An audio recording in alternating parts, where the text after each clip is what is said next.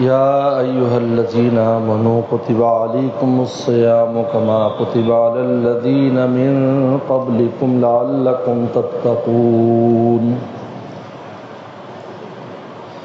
وقال النبي صلى الله عليه وسلم قال الله تعالى الصوم لي وأنا أجزي به أو كما قال عليه الصلاة والسلام صدق اللہ و صدق رسولہ النبی الکریم.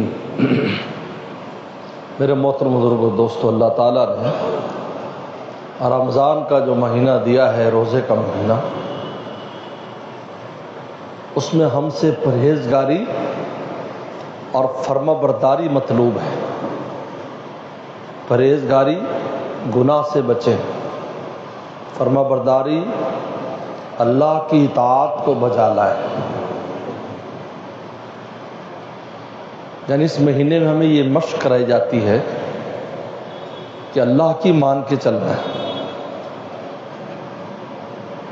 جب اس کی مشق انسان کو ہو جاتی ہے اور یہ چیز اس کی فطرت میں شامل ہو جاتی ہے، وہ ولی اللہ بن جاتا ہے. ولایت کو ایسی چیز نہیں ہے کہ سر پہ کچھ سینگ نکل آئیں گے. ولایت اس کا نام ہے کہ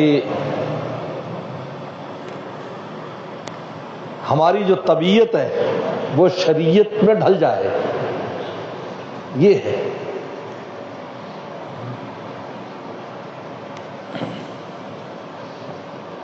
کہ انسان پھر نیکی بلا تکلف کرے. نماز پڑھنے میں مزہ آ رہا ہے، روزہ رکھنے میں مزہ آ رہا ہے، اللہ کے راستے میں خرچ کرنے میں مزہ آ رہا ہے، گناہ سے بچنے میں مزہ آ رہا ہے. یعنی عجیب ہے، گناہ سے بچنے میں اس کو مزہ آتا، لذت آتی ہے. اس کی بڑی پیاری مثال ہمارے دادا مرشد حضرت مولانا شاہ ابرار الحق صاحب رحمۃ اللہ علیہ ہردوئی شریف والے، بہت سے دوستوں نے زیارت کی ہوگی. کراچی بہت تشریف لاتے تھے، ہم نے ان کی زیارت بنوری ٹاؤن میں بھی کی اور حضرت مولانا شاہ حکیم اختر صاحب رحمۃ اللہ علیہ کی خانقاہ پر بھی کی. وہ فرمایا کرتے تھے کہ ایک آدمی رشوت لے کر عید کے دنوں میں رشوت لے کے گھر جا رہا تھا، بھی بڑی اچھی عیدی کروں گا، آج تو موٹی رشوت مل گئی. اب کیا ہوا کہ پیچھے سے دوست نے فون کیا، بھائی یہ جس نے رشوت دی ہے وہ تو اینٹی کرپشن کا بندہ ہے، ان نوٹوں کے اوپر باقاعدہ نمبرنگ ہے اور اب چھاپا تیرے پیچھے ہی ہے. تو گھر پہنچنے سے پہلے تجھے دبائیں گے اور ان نوٹوں کو برآمد کریں گے اور تیری عید تو اندر ہونی ہے. تو اس نے جلدی سے موٹر سائیکل پر تھا، بریک لگائی، گٹر تلاش کیا، کوئی کھلا ہوا گٹر ہے تو دیکھا ایک گٹر کا ڈھکن ذرا اٹھا ہوا تھا، تو جلدی سے وہ سارے پیسے اس کے اندر اس نے پھینکے. کہنے الحمدللہ، آج اگر میں پھنس جاتا تو ہماری تو عید بھی اندر ہونی تھی اور پچھلوں کی روتے ہوئے ہونی تھی، میری اندر روتے ہوئے ہونی تھی.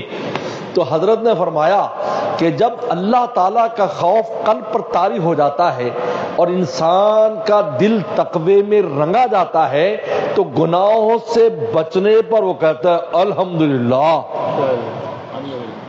یہ کیفیت اس پر آ جاتی ہے، شکر ادا کرتا ہے کہ یار میں نے گناہ نہیں، یہ نہیں کہ یار مزہ چھوٹ گیا، اچھا نہیں توبہ توبہ استغفر اللہ، بلکہ اس پر خوش ہوتا ہے کہ یار آج مجھ سے گناہ ہو جانا تھا، اللہ نے مجھے بچا لیا، اس کا دل خوش ہے. یہی اس رمضان میں مشق ہے. لعلکم تتقون کہہ کر اللہ تعالیٰ فرماتے ہیں یہ جو اتنی مشقت والی عبادت دی ہے، سب عبادات میں روزہ سب سے زیادہ مشقت والی عبادت ہے، اس لیے کہ باقی جتنی عبادات ہیں، نماز پڑھنا ہے، یہ کرنے والی کہتے کرنے والا کام آسان ہوتا ہے، نہ کرنے والا مشکل ہوتا ہے. کہ ایک چیز سے روک دیا جائے جس کا انسان عادی ہے، صبح سے رات تک کتنا پانی پیتا ہے، چائے پیتا ہے، کھانے کھاتا ہے، ہر وقت منہ چلتا رہتا ہے، زبان چلتی رہتی ہے. مجھے ایک دوست نے، ایک عرب دوست نے کہا کہ دنیا میں دانت کا مرض عورتوں کی زیادہ ہوتا ہے، مردوں کو کم ہوتا ہے، لیکن اس زمانے میں دونوں کو زیادہ ہونے لگ گیا. کہا کہ پہلے عورتوں کس لیے زیادہ ہوتا ہے کہ ہر وقت کھاتی رہتی ہیں، دانتوں کو آرام نہیں دیتی، وہ کچن میں گئی کوئی چیز چکھ لی، کوئی چیز چکھ لی، کچھ کر لیا۔ مرد وہ کام میں ہوتا ہے، صبح گیا 8 گھنٹے تک وہ بیچارہ کام میں لگا رہتا ہے، لیکن ابھی زمانے میں مرد بھی چرتا رہتا ہے، عورت بھی چرتی رہتی، دونوں کے دانت خراب ہے۔ تو صبح سے شام تک معلوفات طبیعیہ، مرغوبات طبیعیہ وہ ہم استعمال کرتے ہیں۔ اب بریک لگا دی، خبردار، صبح سے لے کر رات تک، اتم الصیام الی اللیل، صبح سے رات تک تم نے کھانا پینا نہیں ہے۔ وہ چیزیں جو انسان کی طبیعت میں شامل ہیں، جو حلال ہیں، بیوی سے پیار و محبت کرنا بالکل حلال ہے۔ کھانا کھایا تو پیاس لگی، پانی پیا تو انسان کی شہوانی جذبات جوش میں آ گئے، تینوں پر یک سب بریک لگا دی، بس خبردار ان کو نہیں کرنا۔ اس لیے روزے کی عبادت مشکل عبادت ہے، بنسبت نماز پڑھنے کے، بنسبت حج کرنے کے، بنسبت عمرہ کرنے کے، بنسبت زکوٰۃ دینے کے، روزے کی عبادت مشکل ہے۔ اس لیے اللہ نے روزے کی نسبت اپنی طرف کر لی، الصوم لی وانا اجزی بہ، روزہ میرا ہے میں بدلہ دوں گا۔ یہ کیوں نسبت کی اپنی طرف؟ اس کی مشقت کی وجہ سے اور اخلاص کی وجہ سے کہ یہ بندے اور اللہ کے درمیان ہے۔ اللہ جانتے ہیں آپ کا روزہ ہے یا نہیں ہے، اور آپ کوئی حلف نہیں کھا سکتا۔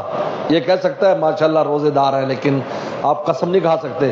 نمازی کے لیے قسم، جی میں نے خود قسم کھاتا ہوں، نماز پڑھ رہے تھے مسجد میں قسم کھاتا ہوں حج عمرے میں ہمارے ساتھ تھے، میں قسم کھاتا ہوں فلاں مدرسے میں چندہ جمع کرا رہے تھے یا مسجد کے اس غلے کے اندر چندہ ڈال رہے تھے، لیکن کسی کے روزے پر کوئی قسم نہیں کھا سکتا۔ یہ اللہ اور بندے کے درمیان ہے، تو اللہ نے اس کی نسبت اپنے کیا الصوم لی، فرمایا کہ روزہ میرا ہے۔ اور دوسری بات، ہمارے والد صاحب مولانا نیاز احمد صاحب ترکستانی فرمایا کرتے تھے کہ دنیا میں غیر اللہ کو پوجنے والوں نے اپنے بتوں کے لیے ہر عبادت کی ہے، سجدے کیے ہیں، ان کے طواف بھی کیے ہیں، ان پر مال بھی خرچ کیا ہے، لیکن کوئی اپنے بت کے نام پر بھوکا پیاسا نہیں رہا، صرف مومن مولا کے نام پر بھوکا پیاسا رہا۔ پورے روئے زمین میں آدم صلی اللہ علیہ وسلم سے لے کر سب سے پہلے آدم السلام نے روزے رکھے تھے، ایام 20، یہ 3 روزے آدم السلام نے رکھے، اس لیے کہ آدم السلام تو جنت کے رہنے والے تھے۔ جب زمین پر آئے، سورج کی گرمی لگی تو رنگ کالا ہو گیا، تو حضرت تو سرخ و سفید جنتی رنگ اللہ کے انوارات میں رنگے ہوئے، سبحان اللہ۔ یہاں انسان نیکی کرتا ہے تو اس کے چہرے پر رنگ آ جاتا ہے، تو آدم السلام کا کیا حال ہوگا جو بالکل اللہ کے قرب میں تھے۔ اور اللہ فرماتے ہیں خلقت بیدیہ، میں اپنے ہاتھوں سے جس کو بنایا ہوں، تو اس کے اندر انوارات کا کیا عالم ہوگا بتائیے۔ تمام انبیاء صلی اللہ علیہ وسلم اور نبی کریم صلی اللہ علیہ وسلم جو ان کے پیٹھ میں موجود ہوں تو ان کے انوارات کا کیا عالم ہوگا۔ زمین پر دھوپ لگی، گرمی کے عادت تو تھے نہیں، یکدم جو آئے تو رنگ کالا ہو گیا۔ اللہ دیکھا تو رونے لگے، احساس تو تھا بھئی یہ غلطی تو اپنی ہے۔ کہتے 40 دن تک مسلسل سجدہ کیا تھا روتے ہوئے، یعنی ان کے جو آنسو تھے ان سے گھاس پیدا ہو گئی تھی، سر نہیں اٹھایا جب تک یہ آیت نہیں اتری تلقى آدم من ربہ، ہم نے کلمات اپنے آدم کو دیے، ربنا ظلمنا انفسنا وان لم تغفر لنا وترحمنا لنکونن من الخاسرین۔ یہ اللہ نے تلقین فرمایا الفاظ کہ مجھ سے کیسے مانگنا ہے، یہ کتنا بڑا احسان ہے اللہ تعالیٰ کا۔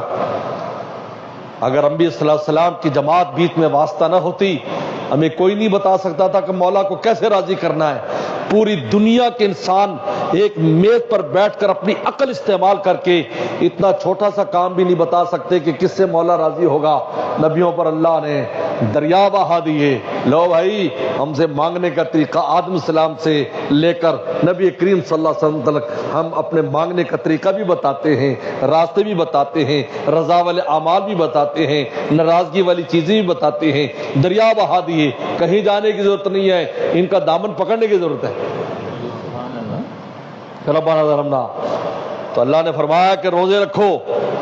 اس لیے ایام 20 تو یوں کہا جاتا ہے نا کہ وہ چاند روشن ہوتا ہے، لیکن مفسرین نے ایک وجہ بھی لکھی ہے کہ وہ سفید ہوتے، ایک دن کیا تو 1/3 حصہ سفید ہو گیا، دوسرے دن روزہ رکھا تو اگلا 2 حصہ، اور 3 دن روزہ رکھا تو پورے وہی رنگ جو جنت کا رنگ تھا آدم السلام پر، اس روزے کے عمل سے وہ رنگ واپس آ گیا۔ اب اس سے آپ اندازہ کر سکتے ہیں اللہ نے اس روزے کی عبادت میں کیا انوارات رکھے ہیں، اس لیے اپنی طرف نسبت کی، سوچنے کی بات ہے۔ ساری باتیں اللہ کی، نماز اللہ کے لیے پڑھ رہا ہوں، زکوٰۃ اللہ کے لیے دے رہا ہوں، روزہ، حج پر تو بار بار، عمرے پر تو بار بار نیت کرائی جاتی ہے، یہاں سے بھی نیت کرتے ہو، احرام اللہ کے لیے باندھا، پھر دوبارہ طواف میں پھر نیت، سعی میں پھر نیت، عرفات میں پھر نیت، مزدلفہ میں پھر نیت، صفا مربع میں پھر نیت، رمی جماعت پر پھر نیت، لیکن پھر بھی روزے کی نسبت اپنی طرف کر دی، کیونکہ یہ وہ عبادت ہے جس میں مشقت سب سے زیادہ اور بندے اور اللہ کے درمیان ہے، اور اس میں تقوی آتا، لعلکم تتقون۔ تم میں جب حلال چیزوں کو چھوڑنے کی ہم مشق کرا دیں گے تو پھر اگر یہ چیز تم میں بیٹھ جائے، یہ فرما برداری کہ اللہ نے حلال پر پابندی لگائی نہیں کروں گا، تو پھر حرام کی طرف کیسے جائے گا؟ اگر حرام کی طرف جاتا ہے، اس کا مطلب یہ ہے کہ وہ جو حلال سے بچا تھا اس میں اس نے کوئی صحیح کام نہیں کیا۔ جیسے ڈاکٹر کہتے ہیں نا، آپ کو دوائی تو بہت اچھی دی تھی، لگتا ہے بد پرہیزی کی ہے کہ اس نے اثر نہیں دکھایا، دوائی، اس دوا سے بہت سے لوگ ٹھیک ہو گئے، آپ کیوں ٹھیک نہیں ہوئے؟ روزہ رکھ کر بھی عید سے پہلے اللہ کو ناراض کرنے کی اسکیمیں بناتا ہے، عید کی رات سارا تقوی جو پورے مہینے بھر اس نے، دیکھو مہینے بھر جو تقوی تھا سارا عید کی رات میں اڑا دیا۔ 11 مہینوں میں پتہ بھی نہیں چلتا کہ اس شخص نے 1 مہینہ کو ایسی مشق کی ہے کہ جس میں حرام سے بچنے کی اور فرما برداری اس نے سیکھی ہے۔ اس لیے روزے سے مطلوب کیا ہے؟ لعلکم تتقون، کہ تمہارے قلب میں پرہیزگاری بیٹھ جائے اور فرما برداری بیٹھ جائے، یہ اللہ کی مان کے چلنا ہے، بھائی یہی ہے خلاصہ، یہی کہ اللہ کی مان کے چلیں۔ اگر وہ حرام کو حرام کا ٹھیک، اگر حلال کو بھی حرام کا ٹھیک۔ اس لیے میرے شیخ سے کسی نے پوچھا، عید والے دن عید ملنے آیا ہمارے شیخ سے، شاہ کی مقدس صاحب رحمۃ اللہ علیہ سے، تو بڑے افسوس سے کہا جی روزے تھے اور روزے چلے گئے، بہت سے لوگ غم مناتے ہیں روزے کے جانوں کا۔ میرے شیخ نے فرمایا یہ کوئی فرما برداری ہے؟ اللہ فرماتے عید کا دن ہماری طرف سے دعوت کا دن ہے، تو دعوت کے اوپر کوئی کسی کی شادی میں منہ بنا کر آ جائے غمگین کہ یار ہو تمہاری تو شادی ہے لیکن فلانا واقعہ ہو گیا تھا، تو کہے گا یار تم گھر میں ہی پھر ماتم کی جو نا وہ دری بچھا کر وہیں پر ہی ماتم کر لیتے، ہماری شادی کو تو ماتم نہ بھلاؤ۔ اللہ فرماتے ہیں عید جو ہے، اس لیے عید والے دن روزہ حرام ہے۔ کوئی آدمی پورے سال روزے رکھے لیکن چند دن روزے نہیں رکھ سکتا، جو ہے عید بقرہ عید پر 3 دن کے لیے، اور یہاں 1 دن کے لیے اس کے روزے کی اجازت نہیں۔ کیوں؟ اس لیے فرمایا کہ ایام اکل و شرب و بعال، فرمایا یہ ہماری طرف سے دعوت ہے، کھانے کی دعوت ہے، پینے کی دعوت ہے، میاں بیوی کے ملنے کی اجازت کی دعوت ہے، اللہ تعالیٰ اس کا اعلان فرما رہے ہیں۔ تو میرے شیخ نے فرمایا بھائی بندگی اس کا نام ہے، جب وہ باندھے تو بند جاؤ، جب چھوڑے تو بھاگ پڑو، خوشیاں مناؤ۔ جب اللہ نے 30 دن فرمایا وہ اب تم نے صبح سے شام تک کھانا پینا نہیں، تو اللہ میاں مان رہے ہیں، اور جب کا کھاؤ پیو کلو وشربو، تو پھر بالکل بس بھی نہیں کرنا، لیکن اتنا زیادہ بھی نہیں کھانا بھائی جو ڈائٹ سے اوور ہو جائے۔ ضرور کھاؤ، عید کا دن کھانے پینے کا دن ہے، جشن منانے کے دن ہے، خوشی کا دن ہے، یہ غم نہیں کرنا چاہیے کہ ہو روزے تھے تو ویسا تھا۔ بھائی فرما برداری اس کا نام نہیں ہے، فرما برداری تو مان کے چلنے کا نام ہے۔ اب رک گئے، چلو چل پڑے، بھاگو بھاگ پڑے، اس کا نام فرما برداری ہے۔ یہ روزے میں مشق کرا رہے ہیں اللہ تعالیٰ، لعلکم تتقون کہہ کر فرما برداری سکھا رہے ہیں اور پرہیزگاری سکھا رہے ہیں۔ تقوی پہلے پرہیزگاری کا نام ہے، حرام چیزوں سے بچو، اور پھر اطاعت کا نام ہے نیکیاں کرو۔ ایک آدمی نماز نہیں پڑھنا وہ بھی غیر متقی ہے، روزہ نہیں رکھتا غیر متقی ہے، زکوٰۃ خیرات نہیں کرتا غیر متقی ہے۔ ایک آدمی ساری نیکی کر کے گناہ کرتا وہ بھی غیر متقی ہے۔ لعلکم تتقون میں اور میں ہم نے روزے تم اس لیے دیے اب تاکہ تم میں تقوی آ جائے، اور ایسا تقوی نہ ہے کہ جو رمضان کے مہینے تک رہے۔ لعلکم تتقون میں فعل مضارع استعمال کیا ہے، اور فعل مضارع حال کے لیے بھی ہوتا ہے اور استقبال کے لیے بھی ہوتا ہے، یاد رکھو۔ اور لعلہ کا لفظ عجیب ہے، سبحان اللہ۔ لعلہ کا ترجمہ عربی زبان میں امید ہے۔ یہ بڑی نکتے کی بات سمجھ لو، باغ جنت کے دوستو، تم تو ہو ہی باغ جنت والے، بڑی نکتے کی بات سنا رہا ہوں۔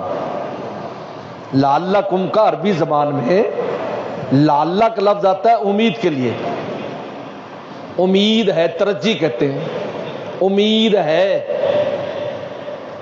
کہ بھئی یار فلاں آدمی سے امید ہے میرا کام کر دے، یقینی نہیں ہے کہ آپ کا کام کرے۔ کیوں بھائی؟ اس لفظ میں یقین تو نہیں ہے نا، قربان جائیے۔ مفسرین نے بالاتفاق لکھا ہے کہ لفظ لعلہ جب ذات الہی استعمال کرے گی تو یقین کے معنی میں ہے لعلکم تتقون، کہ روزہ اگر تم رکھو گے تم یقینی متقی ہو جاؤ گے، ہماری طرف سے توفیق تقویٰ تمہیں دے دی جائے گی۔ بہت اونچی بات ہے یہاں لعلہ، یہ تردد نہیں ہے، یہاں لعلہ یقین ہے، کیونکہ ان کے ہاتھ میں سب ہے۔ جب تم پہلی فرمانبرداری کرو، کتب علیکم الصیام، روزے صحیح رکھو، صحیح معنی میں روزہ رکھو، تمہارا روزہ صحیح ہونا چاہیے، تو کھانے پینے سے نہیں، ہر چیز کو روزہ رکھواؤ، صرف پیٹ کا روزہ نہیں ہو، تمہاری آنکھ کا بھی روزہ ہو، کان کا بھی روزہ ہو، ہاتھ پاؤں کا، تمہاری سوچوں کا بھی روزہ ہو۔ یہ عجیب بات ہے، یہ بات حکیم الامت تھانوی رحمہ اللہ لکھی، سن لو۔ فرماتے رمضان میں اپنے قلب کو کسی تشویش اور پریشانی میں مبتلا نہ ہونے دو، کیونکہ یہ رحمت کے برسنے کا موسم ہے، اور جب رحمت برس رہی ہوتی ہے تو برستی رحمت سے فائدہ اٹھانا چاہیے، دائیں بائیں کی فکر میں پڑ کر سامنے کے دسترخوان کی رحمت سے محروم نہیں ہونا چاہیے۔ یہ سنو، بڑی نکتے کی بات بتا رہا ہوں تمہیں۔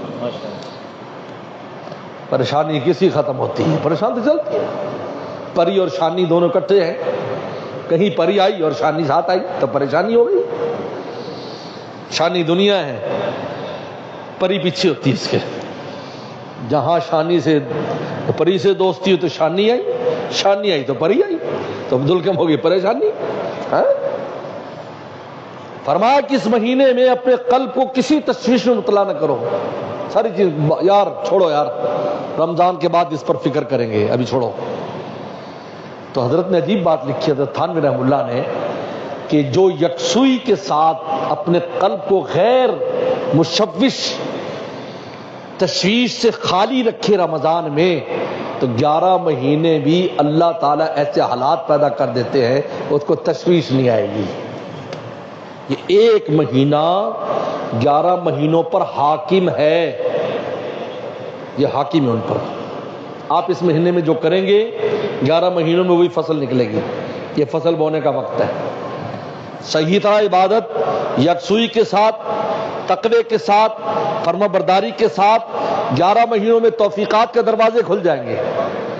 11 مہینوں میں بھی تقوی، 11 مہینوں میں فرما برداری، 11 مہینوں میں بھی قلب میں اطمینان، یعنی مطلب ہے کہ دنیا بھی بنے گی، دین بھی بنے گا۔ عجیب بات ہے، دین بھی اور دنیا بھی، کیونکہ ہمیں جو تشویش دین پر تھوڑی آتی ہے، دنیا پر تشویش آتی ہے۔ اللہ معاف فرمائے، دین پر تشویش آئے تو ہم پتہ نہیں کس مقام پر، یار میری نماز اعلیٰ نہیں ہو میری نماز، اس پر تشویش ہو، میرا روزہ اچھا نہیں ہے اس پر تشویش، ایسے کوئی تشویش نہیں ہوتی ہمیں دنیا تشویش، یار وہ کاروبار ڈوب گیا، یا نفع نہیں ہوا، یار یہ وہ سیزن نہیں لگا، فلاں نہیں، ہر بندہ یہی کہتا نظر آتا ہے ہمارے پاس تو آج تک ایسے ہی لوگ آتے ہیں، کوئی قلیل آتا ہے تو ہم اس کو حیرت سے دیکھتے اور کہتے ہیں بھائی تو اللہ والا بن جائے گا، تجھے یہ فکر لگی میری نماز ٹھیک نہیں تو اللہ والا بن جائے گا، بس بھائی کام ہو گیا، تو یہ جو فکر لگے، لیکن یہ فکر نہیں ہے۔ صحابہ کرام کا یہی مزاج تھا کہ وہ آخرت کی فکر کرتے تھے، دنیا کی فکر اللہ خود ان کی سیدھی کر دیتا تھا۔ جو حدیث میں آتا ہے من کانا ہم الآخرہ، جو اپنے غم آخرت کو بنا لے، کف اللہ عن ہم الدنیا والآخرہ، اللہ اس کے دنیا اور آخرت کے غموں کی ذمہ داری لے لیتے ہیں۔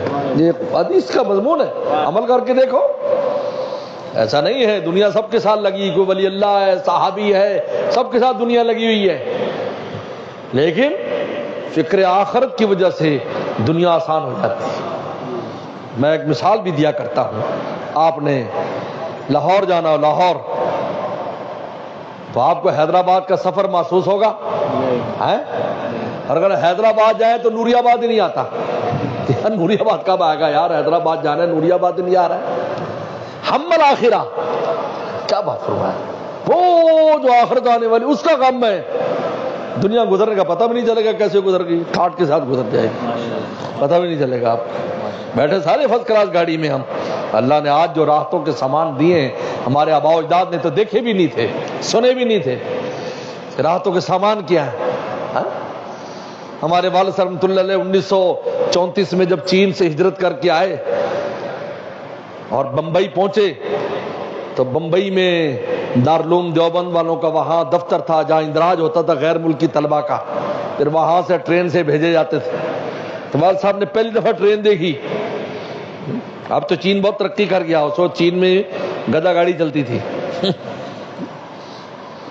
تو ٹرین پہلی دفعہ دیکھی تو کہتا میں حیران ہو گیا کہ یہ کیا چیز ہے جو بھائی خود ہی بھاگی چلی جا رہی ہے۔ دوسری ٹرین پر دیوبند میں سفر کر کے آیا، داخلہ ہوا وہاں 1944 تک وہاں رہے۔ پھر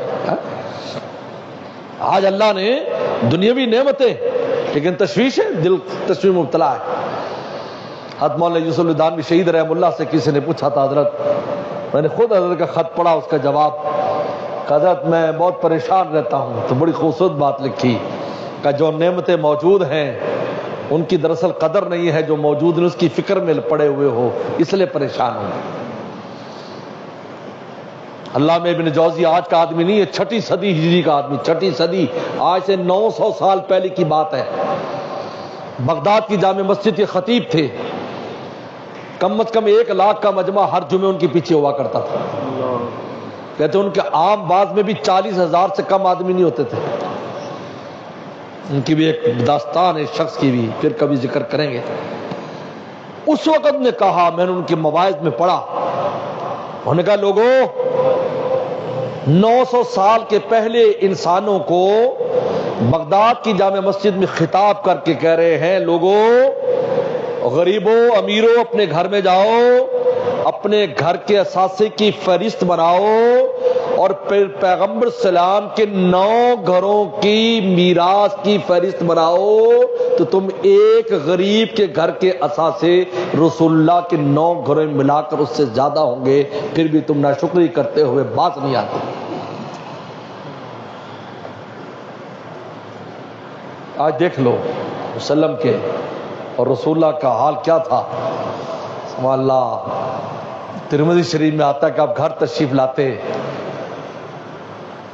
چاش کے وقت تشریف لاتے تھے، جب چاش کا وقت ہو جاتا ہے اشراق سے گھنٹہ بعد، مطلب گنگوہی رحم اللہ کے یہاں تو فوراً بھی وقت شروع ہو جاتا ہے۔ جہاں ایک آدمی اگر اشراق پڑھے اور اس کو آگے چاش کا ٹائم نہیں مل سکے گا تو اگر وہ فوراً چاش بھی پڑھ لے، ضحیٰ جس کو ضحیٰ کہتے صلاۃ الضحیٰ، تو حضرت گنگوہی رحم اللہ کے یہاں ادا ہو جاتی ہے۔ ورنہ یہ ہے کہ گھنٹے کے بعد اس وقت آپ گھر تشریف لاتے اور آ کر پوچھتے، عائشہ آئندہ کے غدا، ناشتہ ہے تیرے پاس کھانے میں کچھ ناشتے میں؟ تو آپ کیا فرماتی، اماں کیا کہتی ہیں؟ لا یا رسول اللہ۔ تو آپ مسکراتے اور فرماتے انی صائم، میں نے روزہ رکھ لیا۔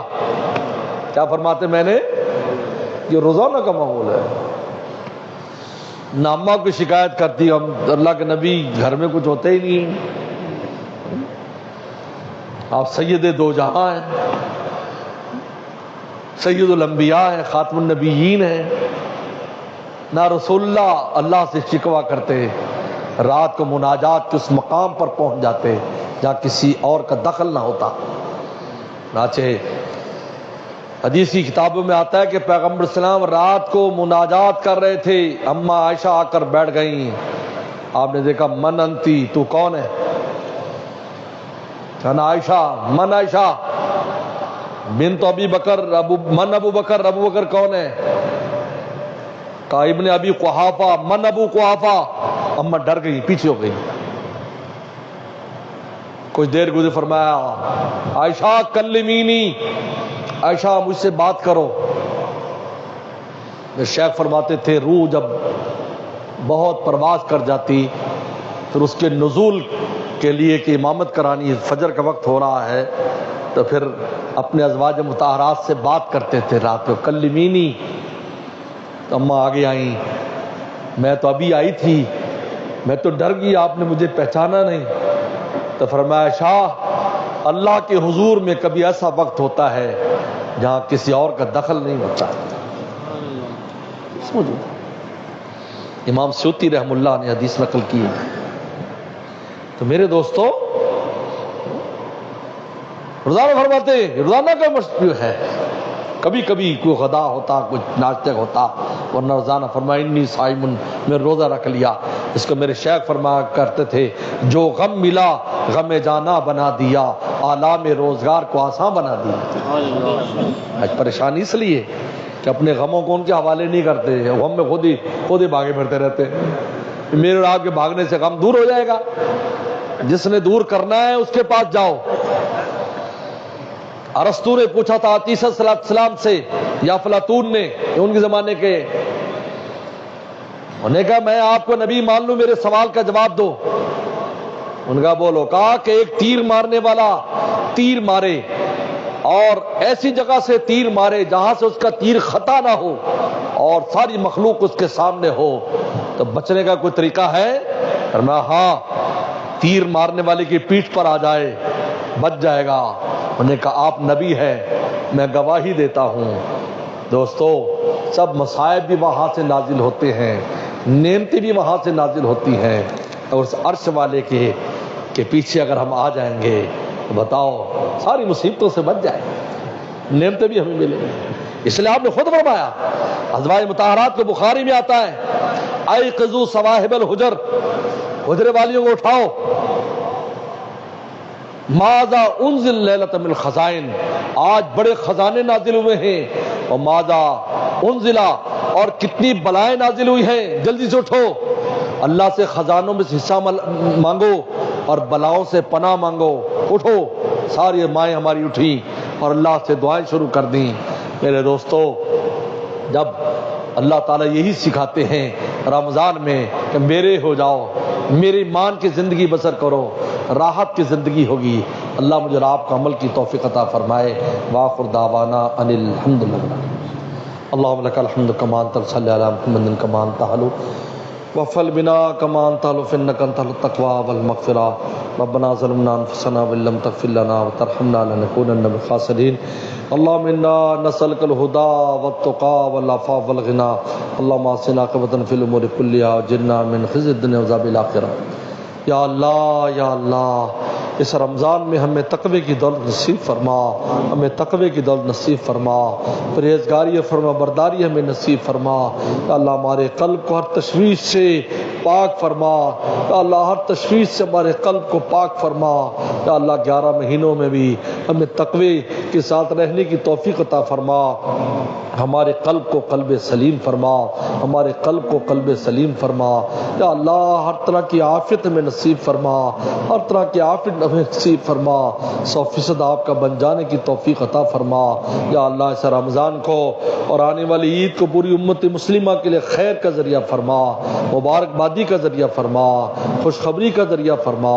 یا اللہ پوری امت مسلمہ کے حال پر رحم فرما، یا اللہ پاکستان کے حال پر رحم فرما، پاکستان کے چپے چپے کی حفاظت فرما، نظریات و سرحدات کی حفاظت فرما، اندرونی بیرونی خلفشار کو دور فرما، شہر کراچی کو سلامتی نصیب فرما، ہر طرح کی عافیت نصیب فرما۔ یا اللہ ہمارے گھروں کو، ہمارے اللہ گھروں کو، بازاروں کو، گلیوں کو، یا اللہ کھیتوں کو، کھلیانوں کو، اور یا اللہ تمام دینی مراکز کو ہمیشہ آباد اور شاد فرما، آباد اور شاد فرما یا اللہ ہمارے، یا اللہ ہماری تراویح کی نماز کو قبول فرما، ہماری تلاوت ذکر اذکار کو قبول فرما، ہماری یا اللہ ٹوٹی پھوٹی عبادات کو قبول فرما یا اللہ ہمارے مرحومین مرحومات کی مغفرت فرما یا اللہ مغفرت کا عشرہ ہے، ہم سب کی مغفرت فرما، ہمارے چھوٹے بڑوں کی مغفرت فرما یا اللہ مرد و خواتین کی مغفرت فرما، زندہ مردوں کی مغفرت فرما یا اللہ یا اللہ یا اللہ یا اللہ پوری امت مسلمہ کی مغفرت فرما، ہم سب کی مغفرت فرما، ہم سب کی مغفرت فرما یا اللہ تمام بیماروں کو شفا عطا فرما، بیماروں کو شفا عطا فرما، پریشان دوستوں کی پریشانی کو دور فرما یا اللہ رزق کی تنگیوں کو دور فرما، قرضوں کے بوجھ کو دور فرما،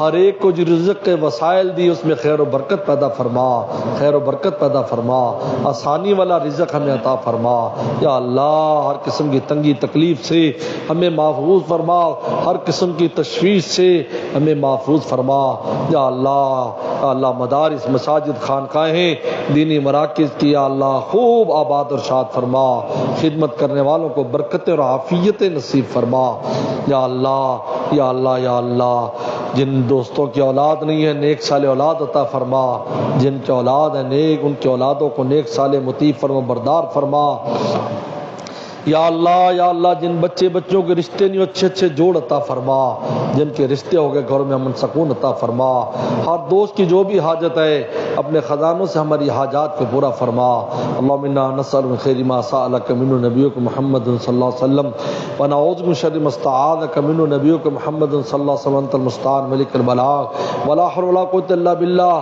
اللہم انا نسألک بانک اللہ الذی لا الہ الا انت الاحد الصمد الذی لم یلد ولم یولد ولم یکن له کفوا احد، ربنا تقبل منا انک انت السمیع العلیم، صلی اللہ تعالی علی خیر خلقہ محمد و آلہ وصحبہ اجمعین۔